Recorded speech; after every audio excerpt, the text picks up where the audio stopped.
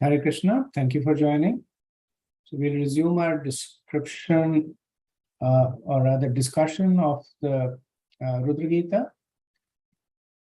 So the first part of the Rudra Gita, which was essentially a prayer to the Chaturvyuha as the presiding deity of the Antakarna, and to the demigods to assist in the purification of the senses so that one becomes qualified to render prayers, was completed. And following that is the second part of the prayer, in which Lord Shiva is now appreciating the beautiful form of Krishna. So now that his senses have been purified, he is able to appreciate Krishna. We had completed verse 44, so we'll resume from verse 45, 46. Snigdha pravada ghanshyamam sarva saundarya sangraham charvaya chaturbahu sujata ruchirananam padmakosha palashaksham sundrabruhu sunaksiksham Sudvijam Sukhapolasyam Samkarna Vibhushanam. The Lord's beauty resembles a dark cloud during the rainy season. As the rainfall glistens, his bodily features also glisten. Indeed, he is the sum total of all beauty. The Lord has 4 arms and an exquisitely beautiful face with eyes like lotus petals, a beautiful, highly raised nose and a mind-attracting smile, a beautiful forehead and equally beautiful and fully decorated eyes. So Lord Shiva is glorifying the form of the Lord either by directly glorifying it or by comparing it with something that is known to be beautiful. So he says Ghanshyam. One of Krishna's name is Ghanshyam. So he's addressing the Lord as Pravrata Ghanshyam. So Ghana means dense and Shamam means cloudy. So densely cloud. And Pravrat is rainy season. So at least in India, we have experience of seeing these really dark monsoon clouds that come. And they have a very fascinating hue. They're neither blue nor are they black, but they have a very dark countenance. And the bodily complexion of Krishna is compared to this Ghanshyam.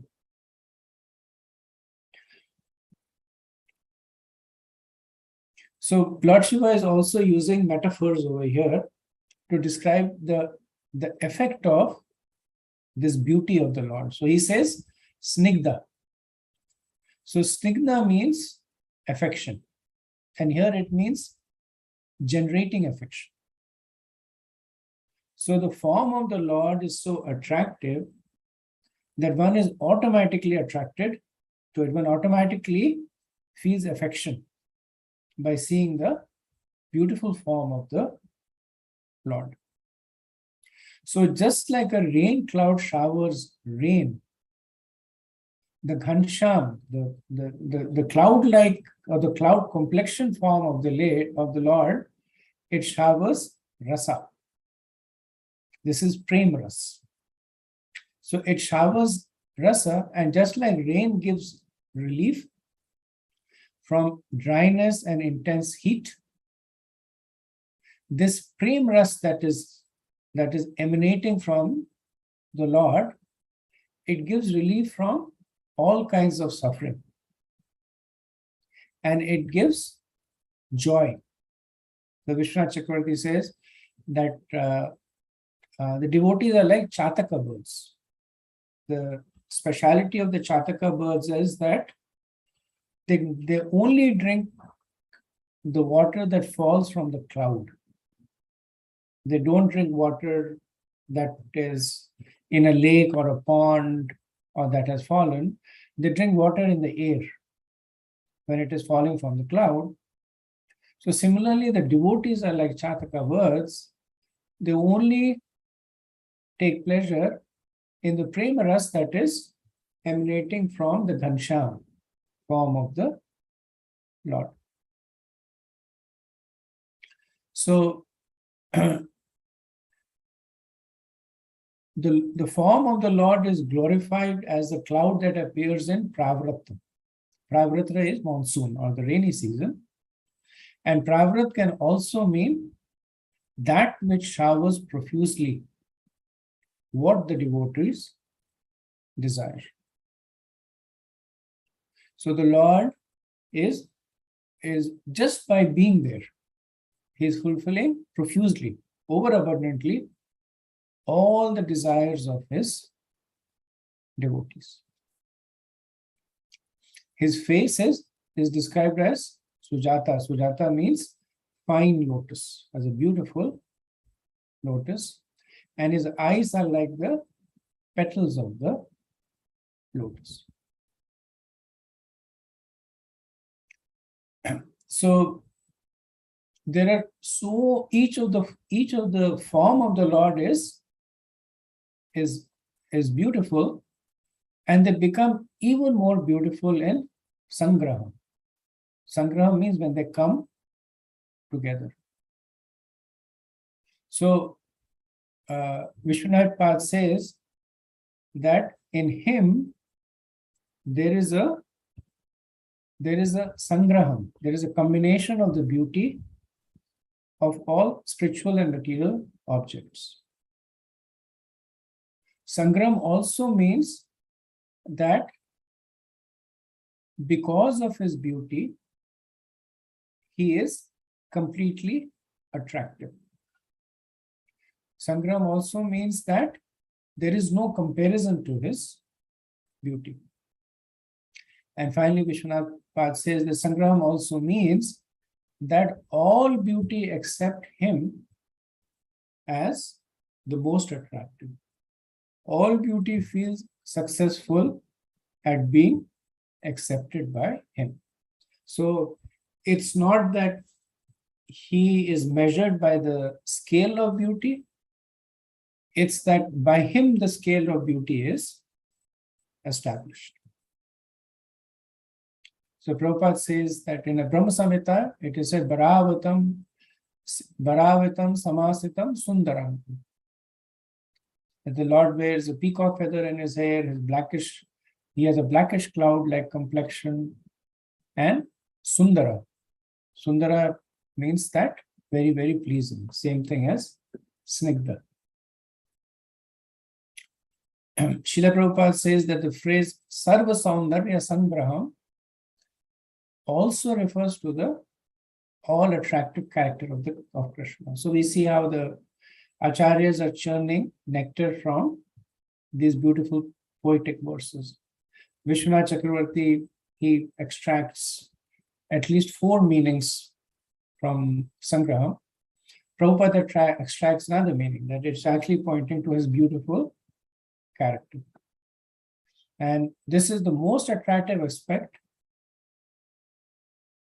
because it shows how eager Krishna is to give credit to his devotees. And Prabhupada explains that just like Prabhupada is all attractive, his devotees are also all attractive. So just like everyone is attracted to the Lord, people are naturally attracted to the devotees.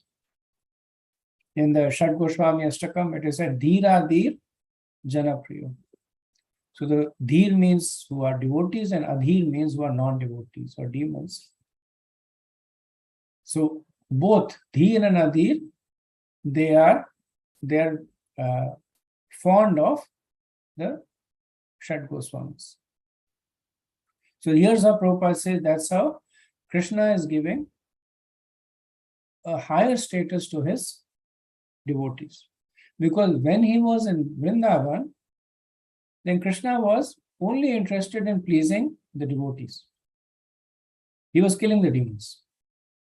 But when the Shat Goswamis were in Vrindavan, they were pleasing both the devotees as well as the demons. Which means that they actually had a superior status than Krishna. And that is because of the nature of Krishna, that he gives more credit to his devotees than he takes for himself. And Prabhupada gives the example of Arjun, and Krishna tells Arjun that you fight. He says, I have already won the battle for you, but you fight and take all the credit. Right? So even though Krishna is doing all the work, he is happy to have the devotees take all the credit. That is why he is described as Sarva Saundarya Sangraham. That how much more attractive can a person be who is all powerful but is so loving and caring that he is willing to give a higher position to those who are eager to serve him.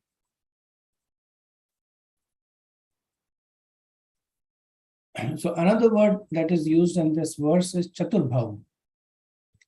And Chaturbhav means forearms. So this points to a Vishnu form, essentially to Padmanabh, to Garbhodakshay Vishnu. Then Vishwanath Chakravarti says that it could also mean that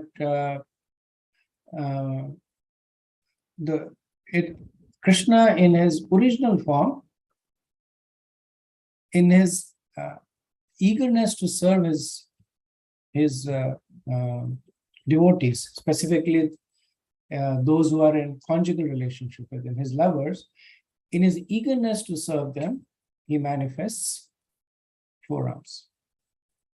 So he says, for those who are worshippers of Vishnu, the Chaturbhahu means that this is Lord Vishnu, this is Padmanabh, this is Garbhodakshay Vishnu with the Chatur Bhuja. And for those who worship Krishna, this is the two-arm form of Krishna manifesting other two arms in his eagerness to have pastimes with his devotees. Prabhupada also talks about why Lord Shiva is first focusing on the four-armed Narayan form of Krishna. And this whole purport is very, very nice. It explains the basis of deity worship in ISKCON.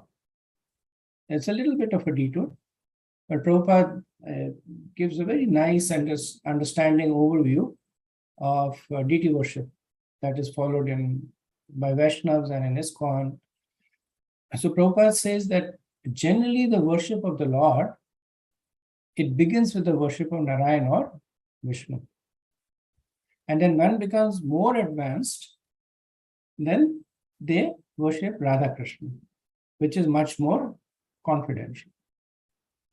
The difference is that Lakshmi Narayan, they are worshipped by the Pancharatrika Vidhi,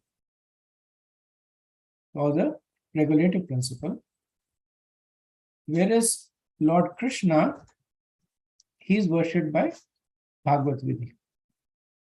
And we've discussed the difference. Pancharatrika Vidhi is more by rules and regulations. Bhagavad Vidhi is more spontaneous. Pancharatrika Vidhi, you follow the Yam Niyams strictly. establish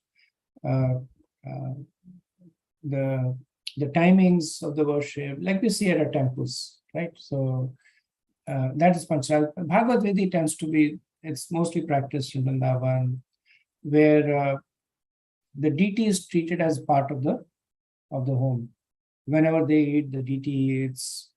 They are not very particular about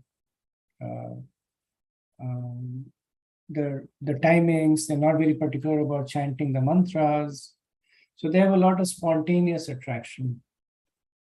It's like when Sanatana Goswami saw Madan Mohan being worshipped in the house of Chaube Brahman, and he was surprised that the deity was competing with the children of the Brahman for food. So that is the mood of the Braj persons. Now, Prabhupada makes an important point that they are not parallel paths. The path to Bhagavad Vidhi is Pancharatric Vidhi. That no one can take to Bhagavad Vidhi without being pure. Now, it's also not that you do Bhagavad Pancharatric Vidhi for a few years and then you say, I'm ready for Bhagavad Vidhi. The process is that when one moves to a stage of spontaneous love, through the practice of Pancharatrika Vidhi, Sadhana Vaidya Bhakti, then the person practices Bhagavad Vidhi. Right? So even though it's a sequence, does not mean that it is time bound or bound by any other considerations other than the purification of the heart. So for this reason, Prabhupada says that Radha Krishna cannot be approached by neophyte devotees. Therefore, temple worship according to regulative principles is offered to Lakshmi Narayan, although they may have a Radha Krishna Vigraha. Right? So in ISKCON we see the names of the deities, the form of the deities are Radha Krishna, but they are worshipped as Lakshmi Narayan because of this reason, that they're worshipped by those who are still sadhakas. So they're worshipped in the mood of Lakshmi Narayan.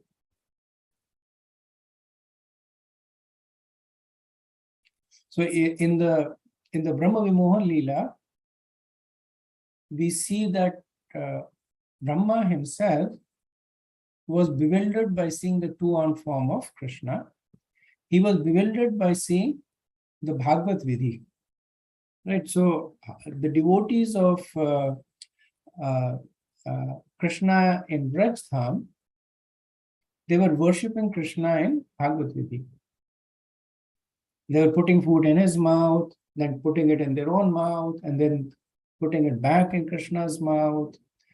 They were sharing food, they were jumping on Krishna's shoulder. So all this is spontaneous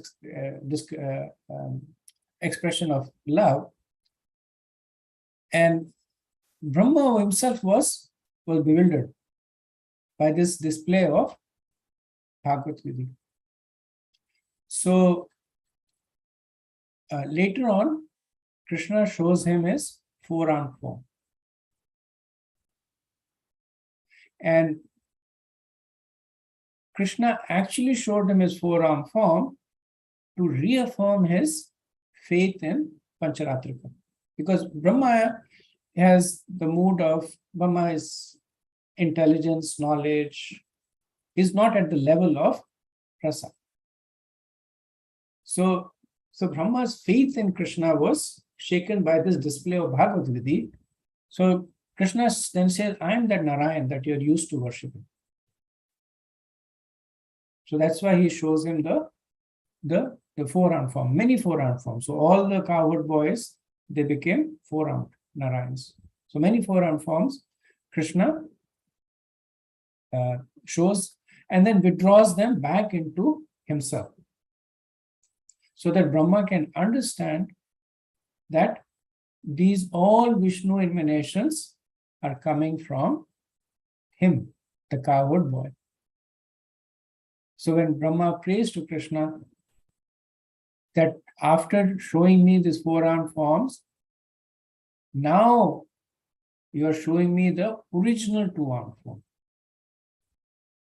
So now he is properly situated, that he understands the difference between Pancharatrika and Bhagavad, understands that the four-armed form are based on the two-armed, clearly says that now that you are showing me the origin of all the forms. But the understanding is that if one as elevated as Brahma can get bewildered by Pancharatrika, by Bhagavad, then there's no hope for devotees like us. So Prabhupada, he further explains the difference in the mood of the devotees that are relating with Krishna in these two paths. So he says the inhabitants of Vrindavan are on the Bhagavad Marga platform in one of the Pancharasas, right? And he says that Prabhupada says, although the five rasas are in Bhagavad Marg, but it is specially meant for Vatsalya and Madhurya. The lower bhavs do not really exist.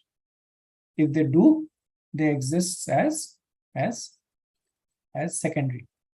But primarily it's Vatsalya and Madhurya. Now Sakhya also exists there, but then Prabhupada explains that there are two categories in Sakhya.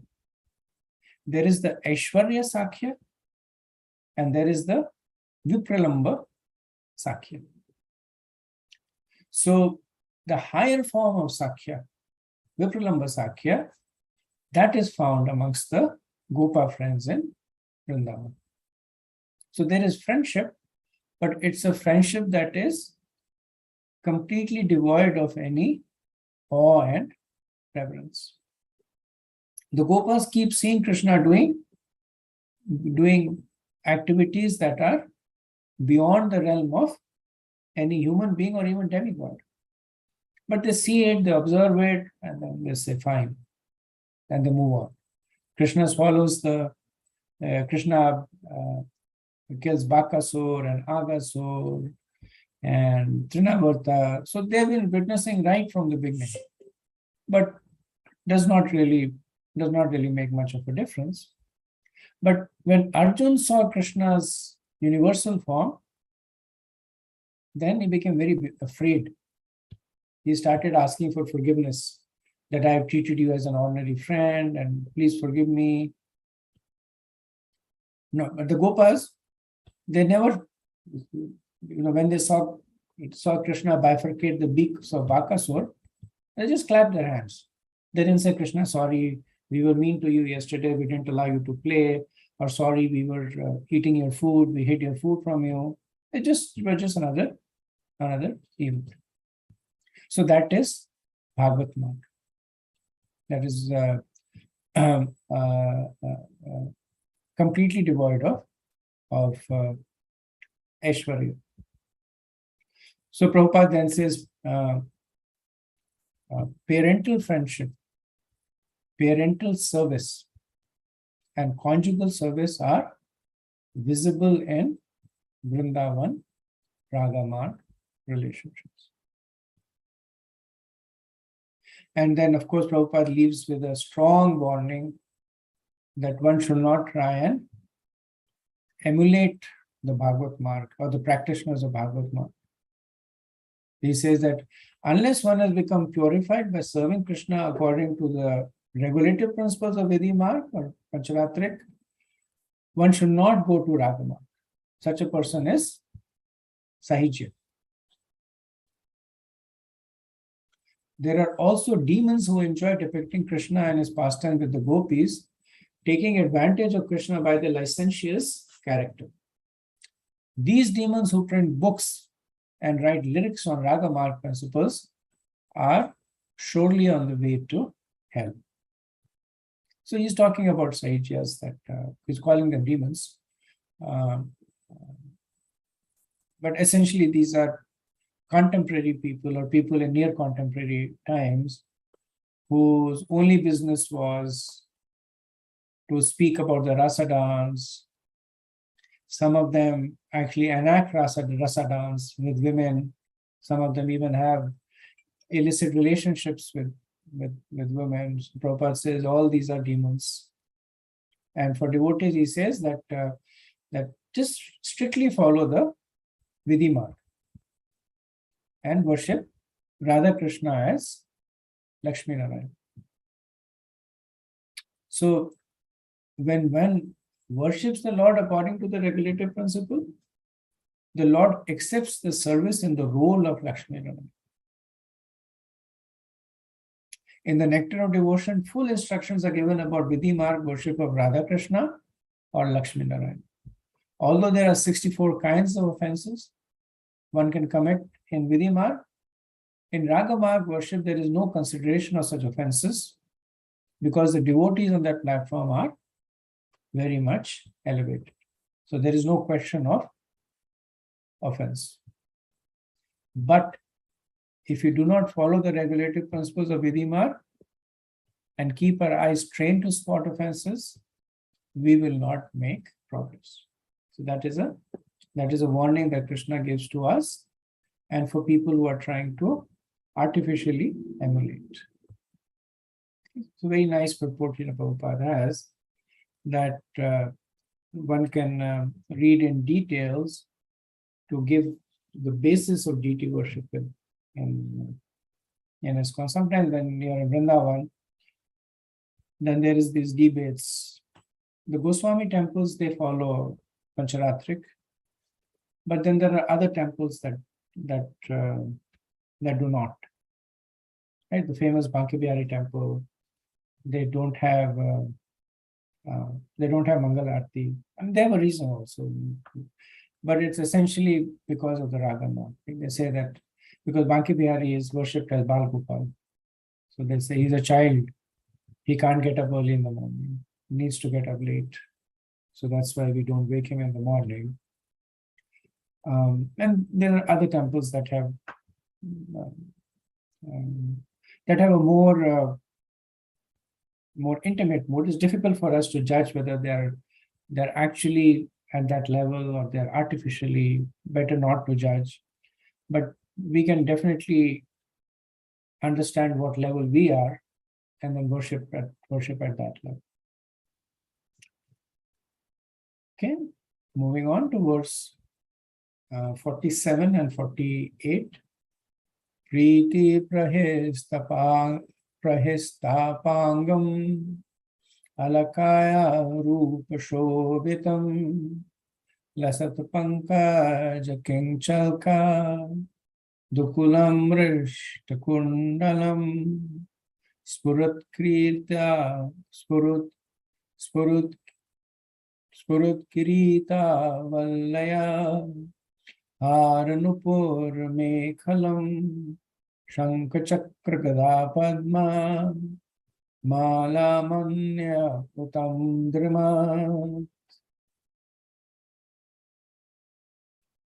So Priti Prahisita. So Priti means, Prabhupada translates as merciful. Also means one that is full of love. Prahasita. Prahasita, Prabhupada translates as smiling.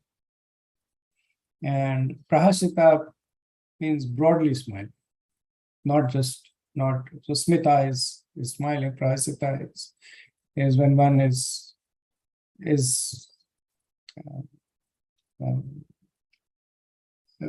where it is explained, Radha Govind Maharaj in one of his lectures, he makes this distinction. Prahasita is that one is laughing in a way that everybody can hear the laughter.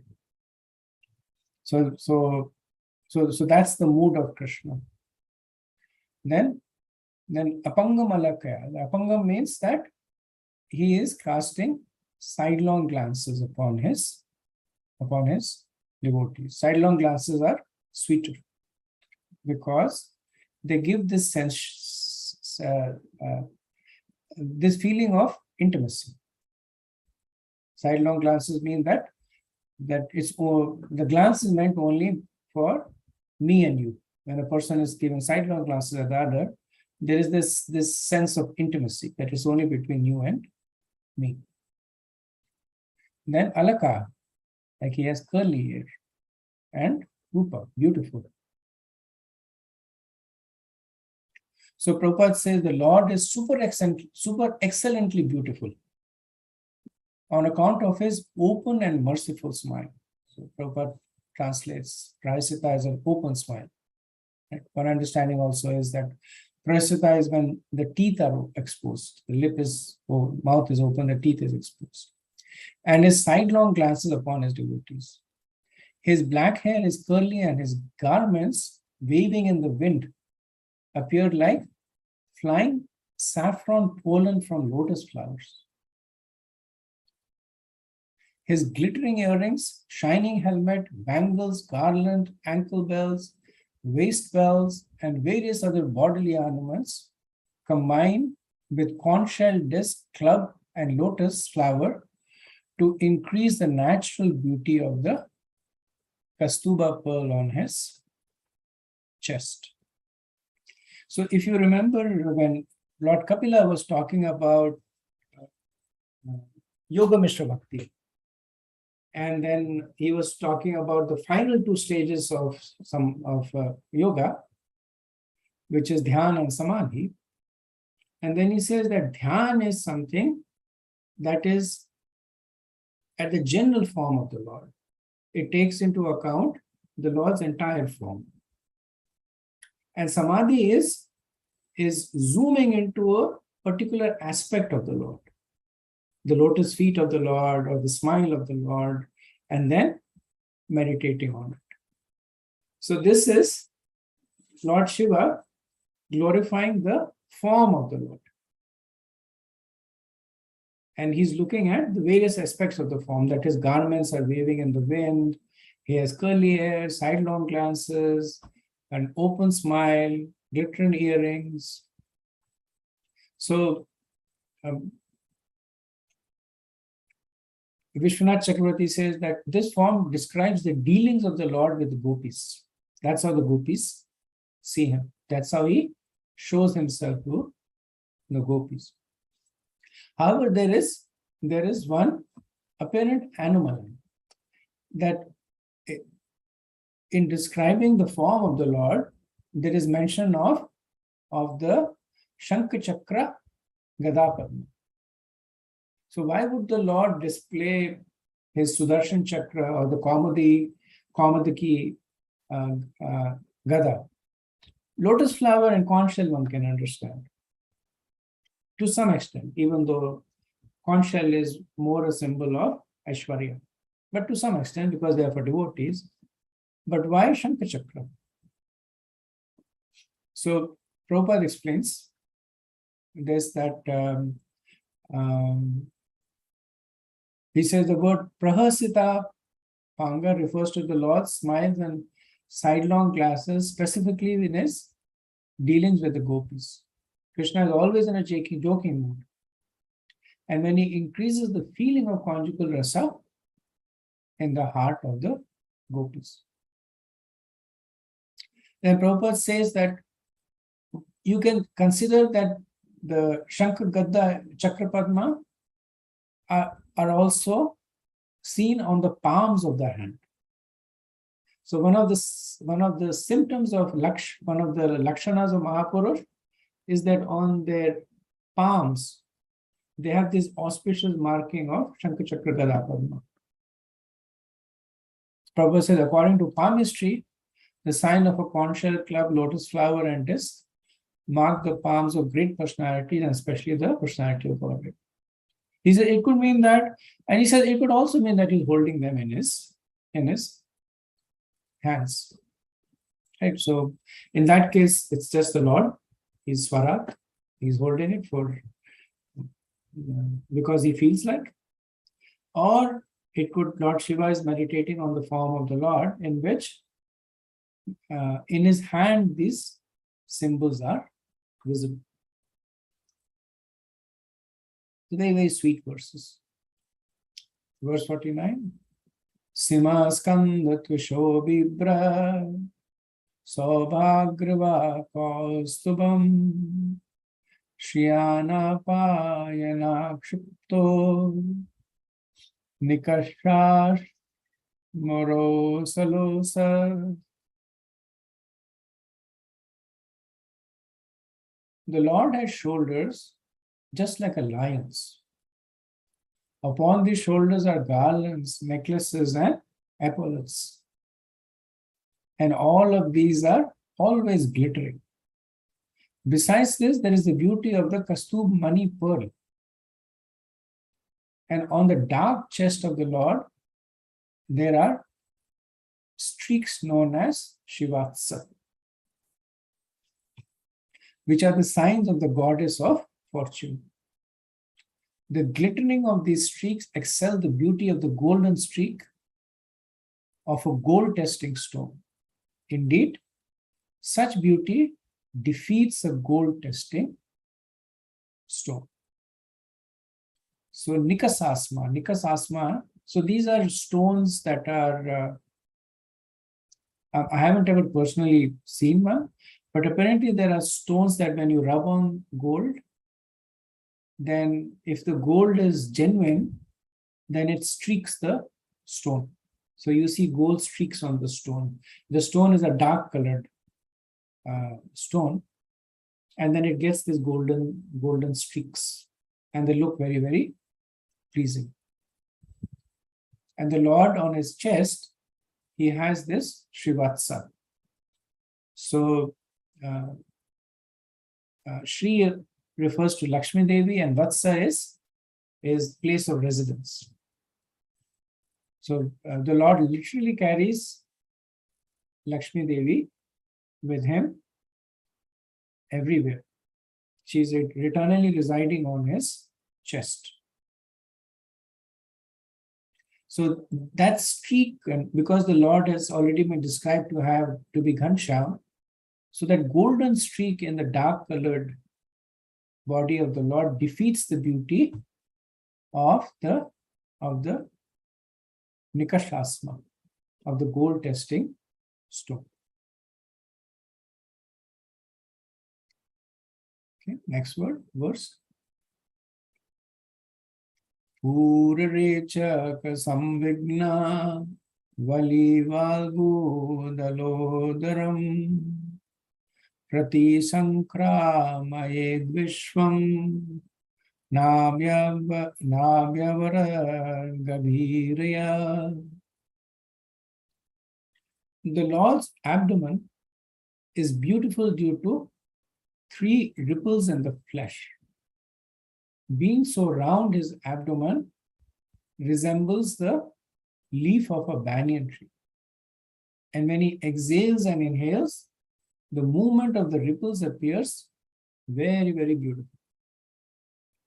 The coils from within the navel of the Lord are so deep that it appears that the entire universe sprouted out of it and yet again wishes to go back. So Pura Rechaka Samvigna. If you remember, this is also one of the pranayam techniques that are practiced by the Astanga yogis. It's refers to the inhalation and the exhalation. Pura Rechaka is inhalation, exhalation. So when the Lord, it appears when the Lord is inhaling and exhaling, his abdomen is rising and falling. And Vishwanath Chakravarti says that it's the abdomen is like a banyan leaf, which has delicate lines, and these lines, they appear to be moving when the Lord is breathing. And now considering the analogy of Garbhodaksha Vishnu, that from his navel appears the universe, and it appears that the same universe, when the Lord is inhaling, the same universe is anxious to get back into the navel of the Lord. So the universe, having left the abdomen of the Lord, is now turning back and looking at the Lord and attracted by the beauty, by the beauty of the Lord, the universe is now desiring to enter back into the navel. So this is just poetic similes that are given. Now you'll also notice a couple of things. One is that Lord Shiva is describing in a way that simultaneously is pointing to Krishna and Vishnu. And Vishnu Chakravartipad indicates that early on because he wants to attract the minds of both. Those who are Vishnu worshippers, they basically get inspired by the description of the Lord as Vishnu. So when he's saying that the universe sprouts from his navel, they automatically think of Garbhodakshay, Vishnu. When he says that Shankarchakrama, Padma, they think of Vishnu. When he says four-armed form, they think of Vishnu. And then at the same time, he's also speaking about the beauty of Krishna, his smile, the beauty of his curly hair, things that are very, very particular to Krishna to attract the mind of his devotees. Prabhupada says that the Prabhupada here is, yes, and before I forget, the second point that we see is that even though Lord Shiva is the greatest of the yogis, we see that here he himself is displaying a mood of a spontaneously attracted devotee. Because for the sadhakas, what is recommended? That you focus first on the lotus feet of the Lord. And then you gradually rise up. Lord Shiva, he first focused on the form of the Lord and the face of the Lord. And then he focused on the chest of the Lord. And now he is focusing on the abdomen of the Lord. He's going in the other direction. Instead of rising from the lotus feet, he's going down from the face. But there's no offense. There is no offense in this because that is the mood of spontaneous love. It does not allow itself to be dictated by rules and regulations. Like when we go to the temple, etiquette demands that we first see the lotus feet of the Lord, appreciate it, and then gradually we move on. Because we are sadhakas. But for those who are spontaneously attracted, they may never even leave the lotus feet. They may not even see the other form of the Lord, because that's what is attracting them. So Prabhupada says that unfortunately the impersonalists, so he's bemoaning. He's saying that impersonalists are such fools that because of this mental block that they have, they're depriving themselves of appreciating this exquisite beauty of the Lord that is attracting everyone. And they're saying now you can take inspiration that the impersonalists tend to worship Lord Shiva, and here he's talking about Shankaracharya and those who worship Shiva in an impersonalist mode. So they consider Lord Shiva to be their worshipable deity, and then look at Lord Shiva. He is appreciating Krishna's form. He has no attraction for Krishna's energy or Krishna's localized expansion. He's focusing on each and every feature of the Lord with so much of love. So they should take inspiration from him. Prabhupada says Lord Vishnu is known as Shiva Vrinchinutam, that one who is worshipped by Lord Brahma and Lord Shiva. I'm sorry, this is Krishna. Krishna is known as, well, Lord Vishnu, Prabhupada says the same thing. Vishnu is known as Shiva Vrinchinutam. Okay, we'll do one more verse, and then after that, pause for discussion. Shama Shranya Dhiro Chishnu Dukala Svaraname Khalam Samcharvangrijanguru Nimnajano Sudarshanam. The lower part of the Lord's waist is dark and covered with yellow garments, and a belt decked with golden embroidery work. His symmetrical lotus feet and the calves, thighs, and joints of his legs are extraordinarily beautiful. Indeed, the Lord's entire body appears to be well built. So Lord Shiva is now further going down. From the abdomen, he goes to the waist. And he says the waist is covered by a golden yellow garment, and he's wearing a costly belt. And then his lotus feet and calves are symmetrical. His thighs and the joints of his legs are beautiful. So Prabhupada here, he says that the statements of, I'm paraphrasing, that the statements of Lord Shiva, one should take them very seriously because of the position of Lord Shiva. That he is worshipable by the demigods. He is one of the 12 Mahajans. Prabhupada quotes the Bhagavatam where Yamraj talks about the 12 Mahajans, and Lord Shiva is one of them. So when Lord Shiva is praying to the personal form, then one should understand that this is what the Lord wants. The Lord is speaking through one of his most exalted devotees. And Prabhupada says, thus the impersonalist argument that the Lord has no form cannot be accepted under any circumstance.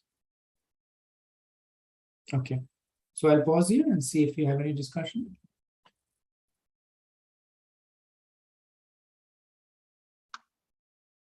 Hare Krishna Prabhu. Can you hear me? Yes. Regarding the different types of worship, like Bhakti, like Raga, we saw Bhagavata Marg and Vaidhi Bhakti. And so, as sadhakas, we are in the beginning, we have to perform Vaidhi Sadhana Bhakti. And then eventually, our Siddha Swarup will be revealed, our relationship with Krishna will be revealed at a very advanced stage. So my question is, will there be any time that we will be able to give up that awe and reverence? Because that will always be there because of that. And we see that in our common practice, like in disciples of Prabhupada, for example. They were in awe and reverence, and they eventually, some of them became very intimate with Prabhupada. Even then, they carried that awe and reverence. They never were able to give up that part of it. So my question is, as we are not Nitya Siddha, we may eventually be what we call the perfection through sadhana. Sadhana Siddha. So in that Siddha Swarup, when it is revealed also, my feeling is that we will be able to, it's too much of an assumption now, but will we be able to give up that awe and reverence, like a Gopas who are playing with Krishna without any consideration of awe and reverence, in the Madhurya Bhav or in the Sakya Bhav, which is Vipralamba Sakya Bhav. That's something that it's I don't know. It's just I don't know if it's a question or a comment. I'm just thinking.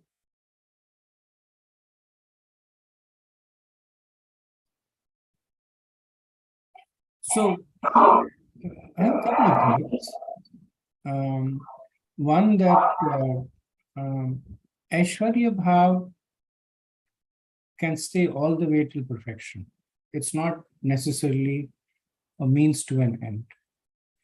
Even So we have the residents of Vaikuntha, for example. They're all perfected devotees. And they're all in Aishwarya, right? They look at Lord Narayan. Even when they are, even in Madhurya, they have this, Lakshmi Devi has this sense, right? So, the gopis can tease Krishna, the gopis can, there are pastimes when they pinch Krishna, beat him up, tie him up. That mood is not there in Vaikuntha. Once Krishna tries to bring the teasing mood with Rukmani Devi, she could not reciprocate. She just became bewildered. So it's not necessary that Aishwarya needs to be given up for perfection. Right? It can be a part of perfection. It depends on where the soul is headed for. If the soul is headed for Golok Vrindavan, then also there are rasas in which, the lower rasas in which the Aishwarya Bhav stays. Especially those who get Salokya Mukti, the Aishwarya Bhav stays there. It's weaker, but it stays there. Now, for those who are fortunate to be with Krishna in the higher rasas, Krishna takes away the Aishwarya Bhav by the influence of Yogamaya, right? Because the point that I believe you're trying to make is that when one comes to know of Krishna, then it is impossible to be intimate with him. One knows that he's so great, it's difficult to be intimate with him. But then Krishna, it's Krishna's benediction on his pure devotees, that he takes it away by the influence of Yogamaya. And they have, if that's what we are fortunate enough to have that as our Siddha Pranali, then that will feel natural for us. Anything else will not feel natural for us. But it's a subject that not much is written, and not many, definitely not me, not many people are qualified to speak about it also. Thank you, bro. Thank you. That's wonderful. Thank you. Thank you. Okay. Any other thoughts? Hare Krishna, Prabhu. Just one comment on Prabhu's question.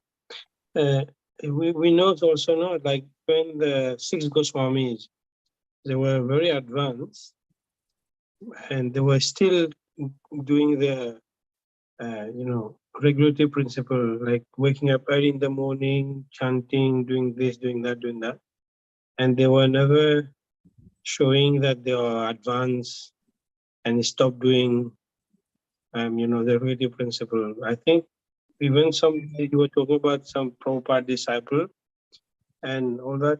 Maybe just to give for our own sake, they continue to be on the regulative principle for us, to show us. Just a comment. Prabhu, just an observation in this verse 50, where Lord Shiva was talking about the ripple on the abdomen of the Lord. And he said that during his breathing, it was going up and down, was so beautiful. I mean, if Lord Shiva was observing this breathing and the ripple, we know that the whole creation is a duration of a breath of Lord Vishnu. That means in this observation, Lord Shiva, if he was there observing that, he could see from outside the whole creation come up, come and down. Like he was saying that as if the whole plant stem coming up and then goes back in his belly. And just say one thought about this observation is the whole creation. There is a lot of nectar to be churned from these words. And they're deliberately put there for this reason, that they're very poetic. And based on one's own devotion, based on one's own depth of understanding, one can extract a lot of nectar. Like, for instance, we see Vishwanath Chakravarti, Srila Prabhupada, and I'm sure if you read other commentaries by Vaishnavacharyas, you'll see them sharing their own realizations. So, so yeah, I do appreciate the point that you're making. Thank you, Prabhu. Yeah, Hare Krishna, Prabhu. Hare Krishna, could you hear me, Prabhu? Yeah, can Yeah. In prior, well, I don't know which chapter, Prabhu. We did discuss like having a mercy means basically following the instructions, whether it is from the spiritual master, right? Mhm. Now here in this case, where actually this exact chapter, a similar one we did read in second or third canto, I think. I don't know the chapter, but as we are discussing about right from lotus feet to abdomen, I'm stuck where what should be the mood here? Like if lotus feet, we understand the mercy, right? When it goes a little bit higher, maybe what should be our mood? That is a question when we meditate on it. So there are meditations that are prescribed as one traverses the form of the Lord. There are different prayers that can be recited as one, glorifying the lotus feet, glorifying the shanks, the thighs. I'm not personally, I'm not aware of what the source are or where they are compiled. But I do know that there are small books that you can get that talks about the meditation on the form of the Lord. And they follow these, they collected prayers from like Bhagavatam and from other acharyas that glorify the lotus feet, they glorify the eyes and face.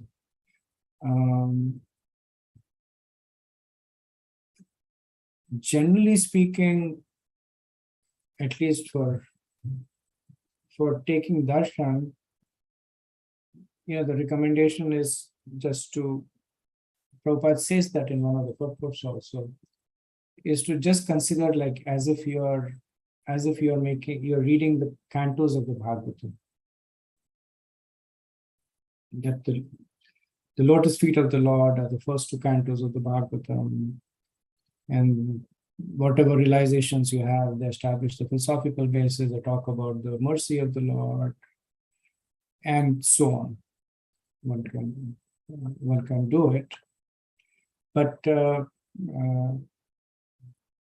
I'm sure if you go to Vrindavan, you'll find collection of prayers that can be recited and meditating on the form of the Lord, either watching the deity or in the mind, because you can do the same thing in your mind, take darshan of the Lord. So I'm quite sure that there are probably books that talk about those prayers. I haven't looked for them, so I don't have knowledge. Yeah. Hare Krishna Prabhuji. Thank you. And Prem Kishore Prabhuji's point, Prabhuji, as you are explaining, for a moment, actually, when you are explaining about Lord's, feet and above the thigh muscle, like when the language is used like that, for a moment I was bewildered. I was thinking that, even after all these years, because of the lack of right meditation, because at that time actually I was checking my limbs, so for a moment I was bewildered, thinking that, oh, Lord also literally somewhere sitting, like the way I am sitting. That thought bewildered, and the next thought that came is like, when we recite Narsimha Kavach, there also we literally go part by part of Lord's body, but it is the Lord who benedicts the demigods he benedict me also, he protect me also. Like there is a comparison aspect, not comparison, but the same body part you protect mine also kind of meditation was there. So that's why that was never momentarily also bewildered. So two things I was thinking is right meditation, like our Prem Kishore Prabhu was telling, like that is important for us. Without the proper meditation, that bewilderment comes because we are still, the impersonalistic tendencies are there. And the another aspect I was thinking is, even after this long practice, still coming is kind of surprised, or it was there. Yeah, just sharing few thoughts, Prabhuji. Yeah, I mean, we have to remember that for practicing devotees, the form of the Lord is revealed through his name. So the stronger our chanting is, the more offenseless our chanting is, the better we are in a position to appreciate the form of the Lord. Right? Because otherwise we would commit that offense of thinking that I have a hand and the Lord has a hand. I have a face and the Lord has a face. Right? So we actually look at the Lord through senses that are purified through chanting. Okay. Then we can appreciate more. It's not going to happen overnight, but at least I know that my appreciation for deities has gone up a lot. Initially, I used to think all the deities are the same. Just look at I would barely look at the deities also, actually. I would just give away senses and move on.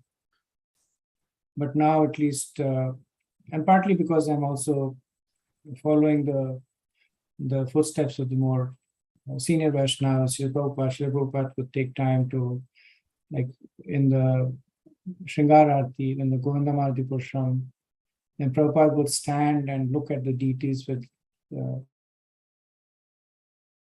complete absorption, as if he's seeing it for the first time.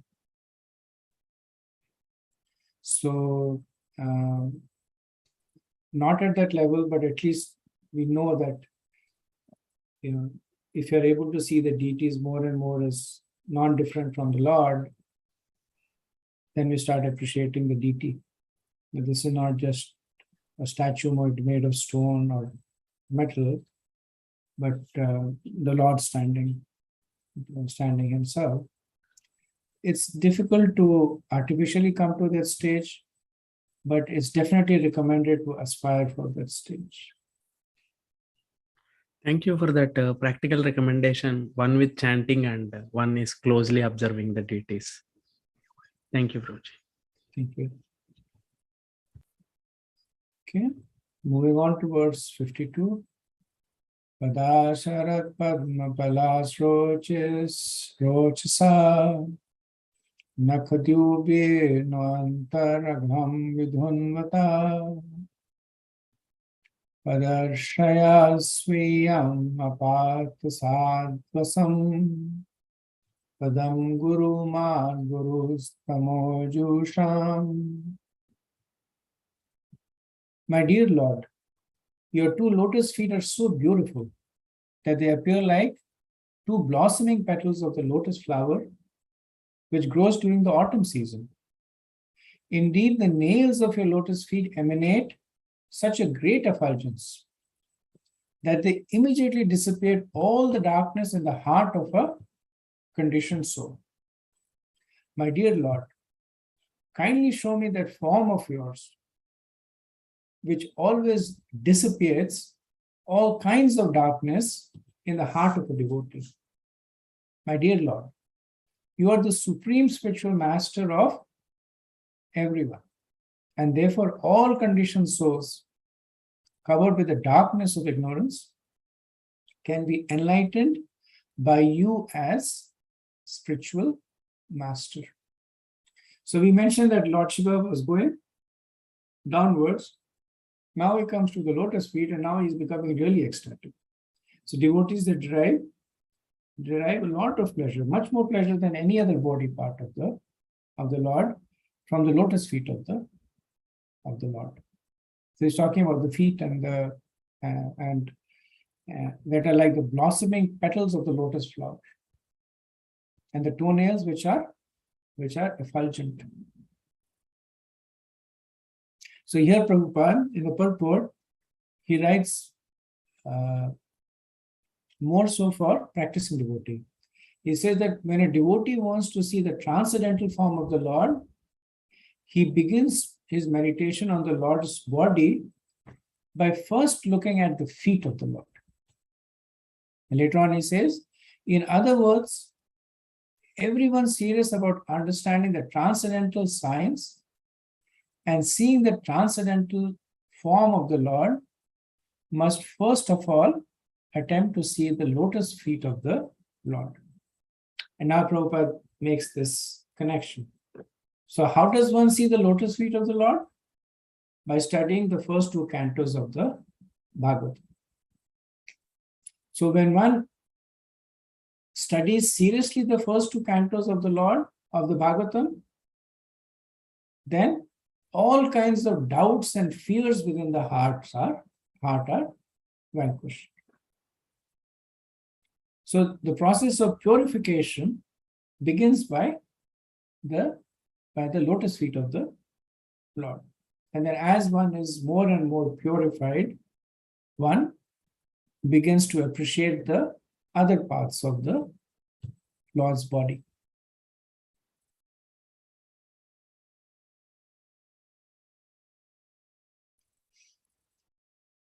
So Vishwanath Chakravarti, he comments on this verse where he churns more nectar from the words of Lord Shiva. He's saying that Lord Shiva is saying that show your swarup or abode. So Padam means the lotus feet, and Padam also means abode.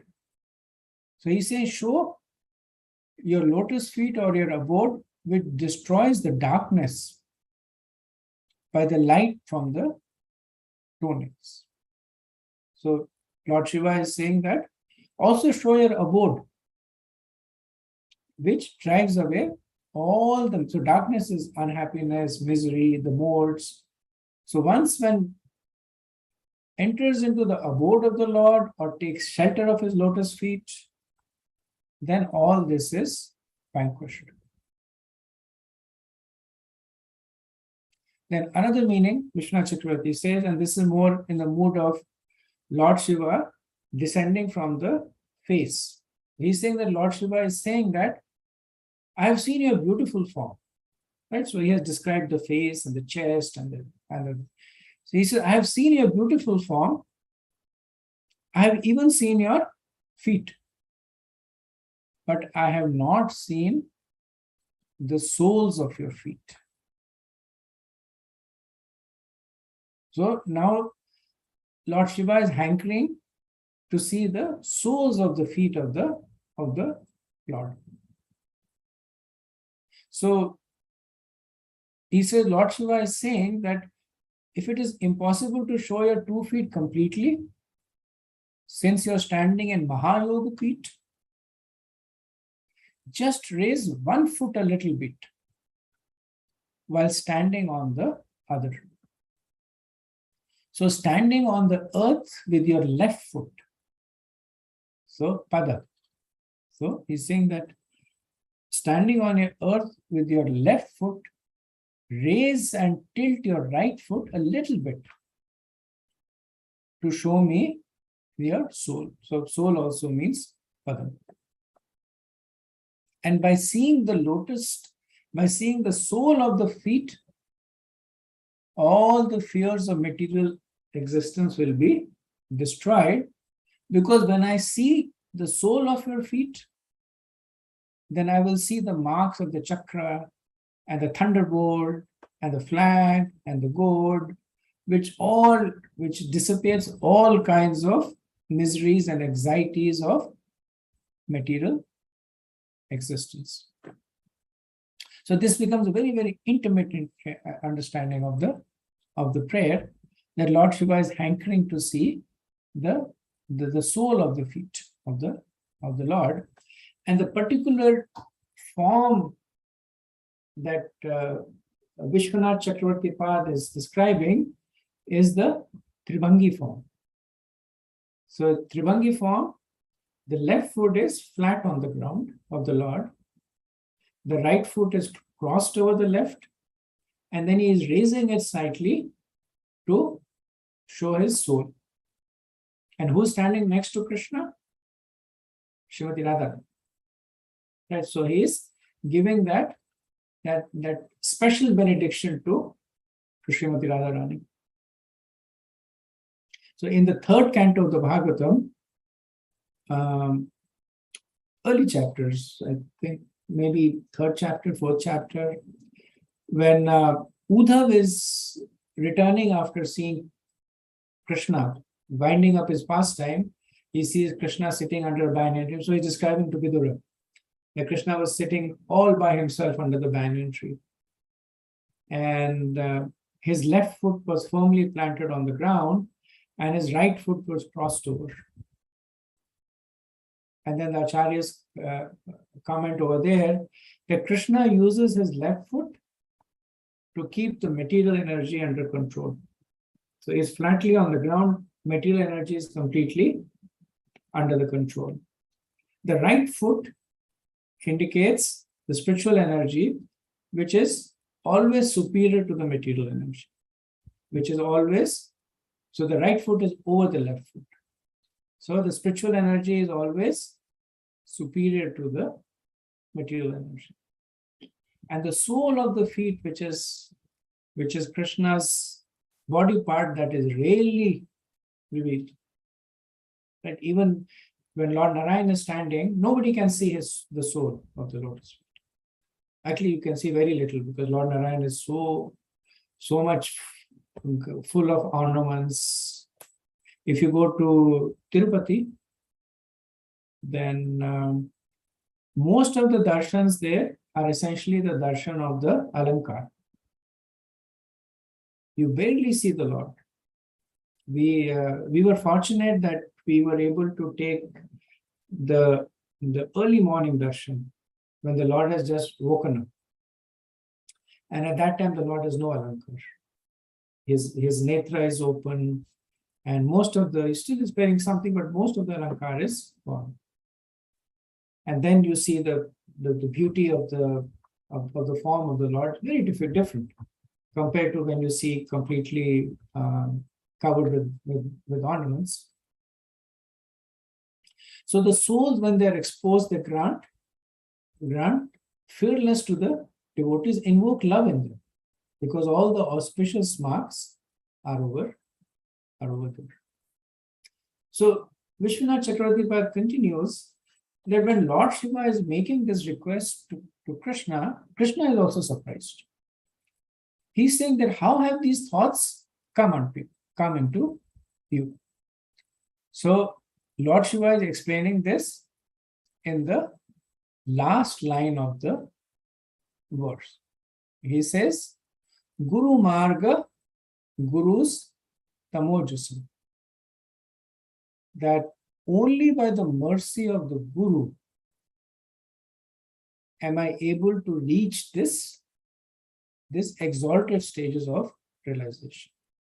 Because otherwise it looks like it's a non sequitur. Shiva is describing the beauty of Krishna, and then all of a sudden he ends this by saying that you are the spiritual master. Like it's what is it called? What's the term for it when something spoils the mood? Vipritaras or something like that. I forget the term. But essentially it means that it's like there's two friends, there is humor between them, and then all of a sudden one person hits another person. So it's completely against the rasa, The humor of the rasa is completely changed. So we see that is Lord Shiva is busily describing the glories of the Lord, and then he says that all conditioned souls are covered with the darkness of ignorance and can be enlightened by you as the spiritual master. So the point that he's making is that all these realizations can come to even us by the mercy of the Guru. This appreciation of the beauty of the Lord, this realization, this witnessing the beauty of the Lord, seeing it eye to eye, all this is available to us by the mercy of the Guru, Marga Guru. So it says that you are Marga Guru, and Krishna is the ultimate Guru, and then he manifests as the living Guru to give his mercy. So Prabhupada expands on this word Marga Guru in his purport, and most of the point he makes, we are aware, but because Prabhupada has given such a wonderful, tightly knit purport, I just wanted to go over the main points with you.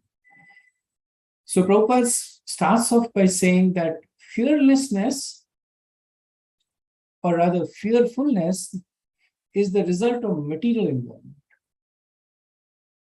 And then he quotes Bhagavatam 11:2-37 that fearfulness is a creation of the bodily conception of life. So as long as one has bodily conception, one is fearful. And then as soon as one is freed from the bodily conception, then the person becomes fearless. Prabhupada says Brahmabhuta, or self-realized. And he becomes, as soon as the person becomes Brahmabhuta, he becomes Abhaya. He becomes fearless. Then this stage of fearlessness is an essential component of being joyful. One cannot be joyful if one is fearful. So two go hand in hand. Then the devotees of the Lord are fearless and joyful because they are constantly engaged in the service of the lotus feet of the Lord. And Prabhupada gives two quotes over here. One is from Bhagavad-Gita 1854, Brahmabhuta Prasanatma, Sochvina Kamshupi.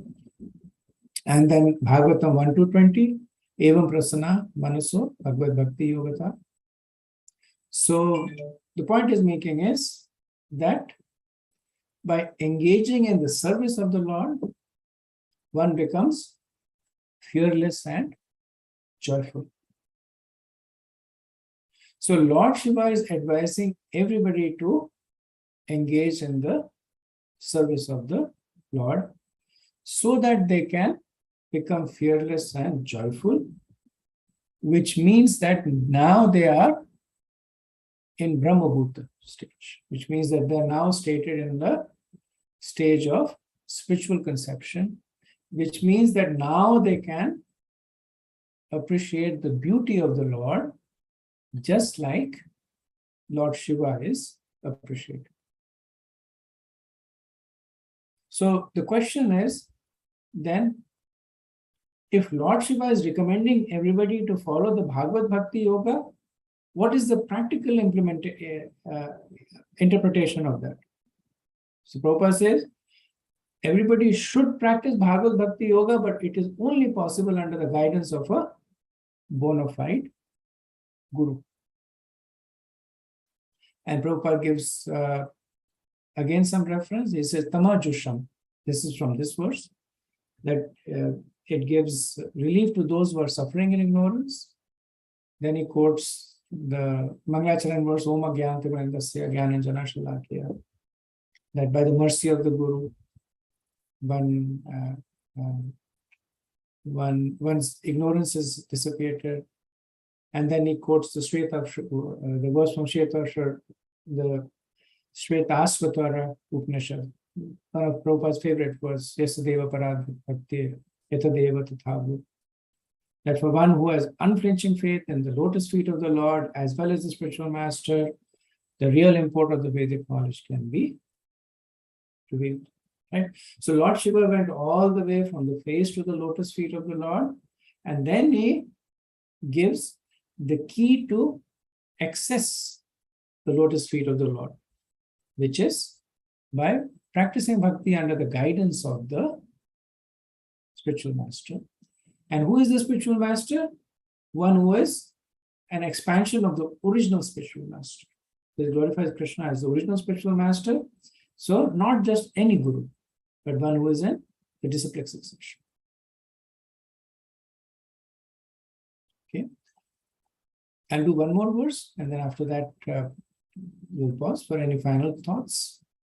Etat rupa manodhyayam atma shuddhem abhipshtatam yad bhakti yoga bhayadaha swadharmam anuteshtatam.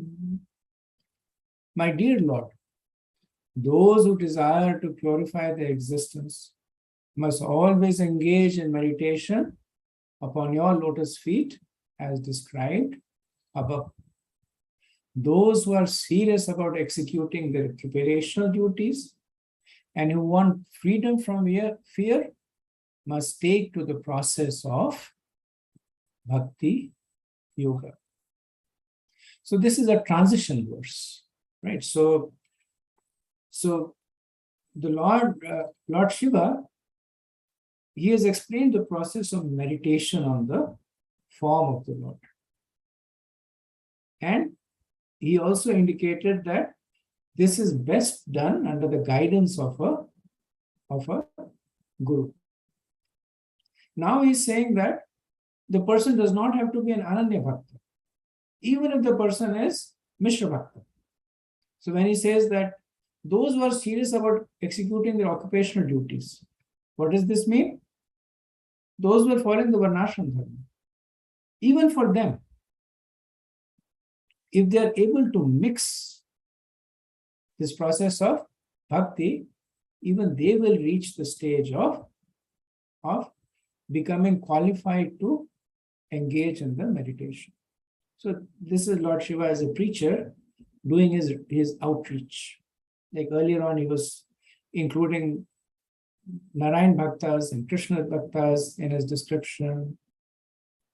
Then he is talking about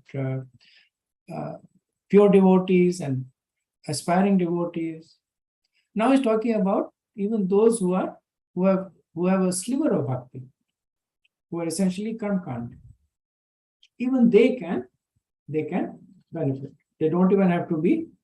Previous verse was more about the sadhakas. They can be doing the Varnashram Dharma. Even for them, this is recommended. Also, the previous verse, Lord Shiva had referred to the material world as one that is full of fear. So the world is full of fear for those who are materially inclined. And at least those who are pious, they are following the Varnashram Dharma, but they are materially inclined. That's why they're doing karmakanda, because they are materially inclined. So Lord Shiva is saying that even for you, the main problem with people like you is that you're full of fear. I have the solution for you, which is meditate on the form of the Lord. Right? And form and process he's saying is sadhana Vedi Bhakti. Right? This is also a glorification of the potency of Bhakti. Right? Bhakti is unlike the other paths that require prior purification. Bhakti can be done by anybody and everybody. Right? Ananya Bhaktas, sadhakas, then Aishwarya Bhav Bhaktas, Shuddha Bhav Bhaktas, and even by those who are karmis. So bhakti has the potency of purifying everyone.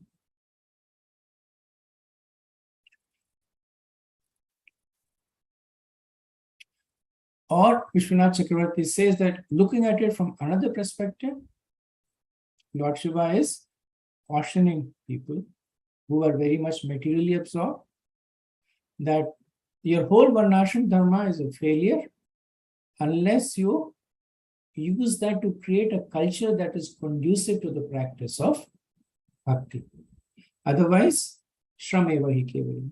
One first canto, second chapter, sages say, Shrameva hi kevalam. Otherwise, it's a useless word.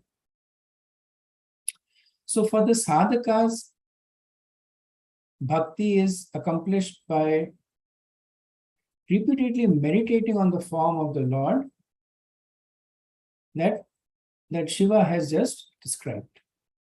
Right? And by doing so, Atma Shuddhi may said their existence is purified. Right? So for them, Atma Shuddhi, because the devotees don't need any other purification. All they need is the purification of their relationship with Krishna. Right? So that is the Atma Shuddhi for the devotees. So just as earlier on, just as Bhuta Shuddhi, or purification of the body is achieved by offering respects to Krishna and the other deities. So right at the beginning, Lord Shiva did Bhuta Shuddhi, right? He gave respect to the Chaturvyu and to sun and moon. So that was Bhuta Shuddhi, which is purification of the body, which includes the senses. Here the purification is of the self, Atma Shuddhi. So having purified the body, you purify the self by meditating on the form of the Lord. And one becomes qualified to become a personal associate of the Lord and see the Lord face to face. So this is the goal of Vaidhi Bhakti, that one now becomes qualified to execute Shuddha Bhakti. So Prabhupada expands on this point in the purport.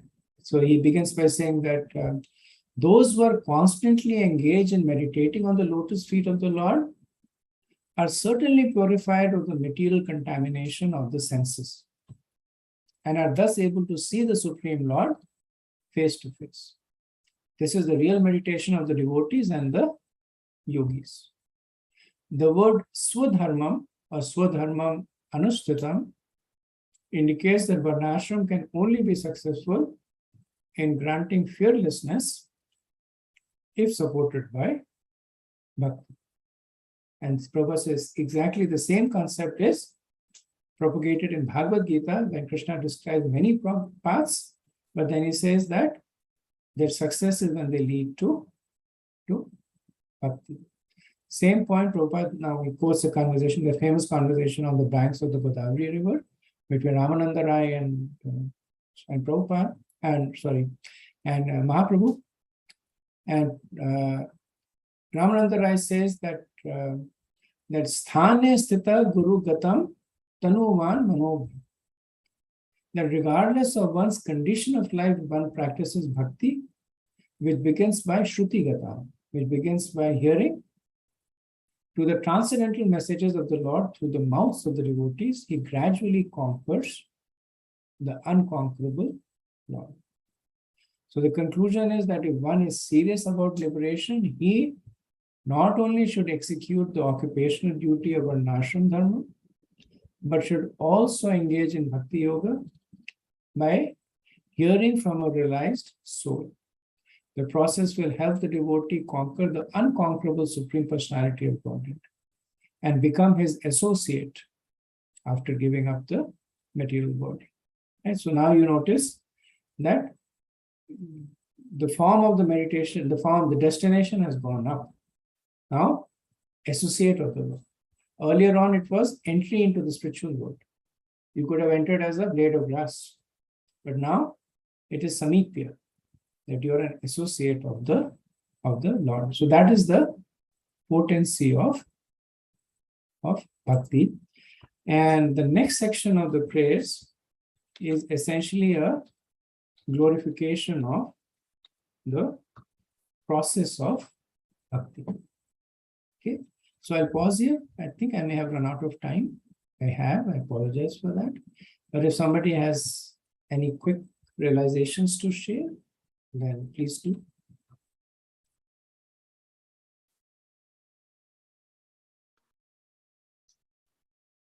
Oh, you mentioned that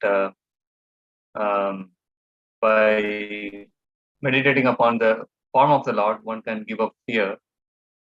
On the other hand, when one becomes fearless, one can really get the appreciate the form of the Lord. So it's like one supports the other. It's, on the one hand, you get rid of the fear by meditating upon the Lord. On the other hand, you really appreciate the form of the Lord by only when you get rid of the fear. That's what I heard. Am I right? Yeah, you're absolutely right. It's kind of like saying that the way to perfect your chanting is by chanting. Right. So, and you see a lot of this circular logic in the process of bhakti because it's causeless. It has no external cause. The cause of bhakti is bhakti. The cause of advancement in an anga of bhakti is practicing that anga itself. The theoretical question comes that how does one inject oneself in that cycle? And that's why the position of the guru is glorified. Later on, the position of the devotees will be glorified. So there is this upward spiral that feeds upon itself. One just has to enter into that spiral. And that's where the mercy of the devotees and the guru come in. And they basically put the person in that self-feeding spiral. Like, some devotee is kind to you and says, Prabhu, chant. Then you start chanting. And then by chanting, you're able to appreciate chanting more, and then you chant more, and then you kind of grow by yourself. But if you trace it, it's the mercy of somebody that introduces you to that process. Yeah, is that okay, Prabhu? Okay. I see Priyanka Kishore Prabhu has put up a nice graphic of Nityananda, Krishna, and Srimati Radharani. Yeah, Prabhu. This is just my realization. When I entered Krishna consciousness, this was the very first picture I've seen, where for each, like whether it is a conch shell, disc, everything has been mentioned clearly, how to meditate. Maybe that helped me as well, just a realization. So, Ping me that link, Prabhu.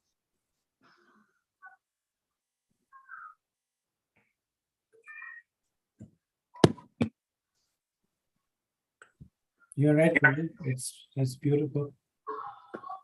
This book I have actually. I have a book that describes the markings on the lotus feet of Radharani, Krishna, Gaura Nitai.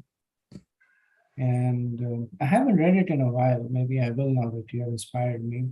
But I remember reading it and finding it very inspiring. so very, very inspiring. Actually, it was like, this is the first step, I think. I don't know how I got into this, but I'm still stuck in Nityananda Prabhu's feet. I couldn't go further. Beautiful descriptions for each of them. So, thank you, Prabhu. Thank you for sharing, Prabhu. Okay, if no more thoughts, we'll end.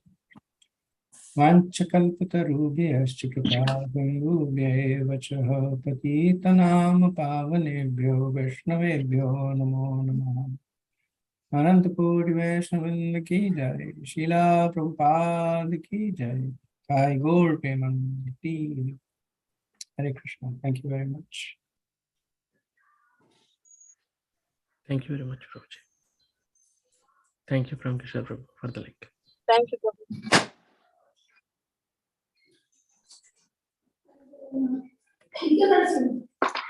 Thank you.